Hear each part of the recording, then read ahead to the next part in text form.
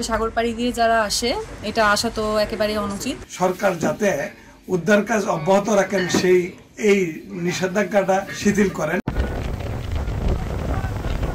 ক্ষমতা গ্রহণের পর থেকেই অবৈধ অভিবাসীদের ঢল ঠেকাতে একের পর এক পদক্ষেপ নেয়ার ঘোষণা দেয় ইতালির ডানপন্থী সরকার। তারই ধারাবাহিকতায় এবার অবৈধ অভিবাসীদের উদ্ধারে কাজ করা বিভিন্ন সাহায্য সংস্থার লাগাম টেনে ধরার চেষ্টা।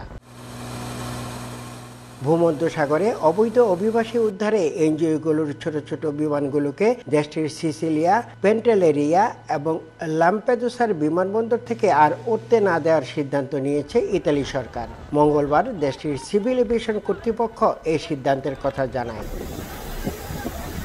ভূমধ্যসাগরে অবৈধ অভিবাসীদের নিয়ে আসা নৌকাগুলো উদ্ধারে সি ওয়াশ সহ বেশ কিছু এনজিও কাজ করছিল। জর্জা মেলোনি সরকার অবৈধ অভিবাসীদের ঢল ঠেকাতে ব্যর্থ হয়ে শেষ পর্যন্ত এই সিদ্ধান্ত গ্রহণ করলো। এতে করে ভূমধ্যসাগরে বিপদের মুখোমুখি হওয়া ছোট ছোট নৌকাগুলো উদ্ধারে বাধার সম্মুখীন হতে হবে এনজিওগুলোকে। ফলে সাগরে অভিবাসীদের আরও বেশি মৃত্যুর আশঙ্কা করছেন প্রবাসীরা।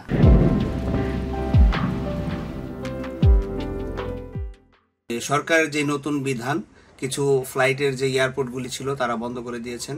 আমি আশা করব এটা একটা মানবিকতার ব্যাপার। সাগর পাড়ি দিয়ে যারা আসে এটা আসা তো একেবারেই অনুচিত, কিন্তু যারা চলে আসে তাদেরকে উদ্ধারের ক্ষেত্রে বাধা দেয়া আসলে কোনো মানবিকতার কাজ না।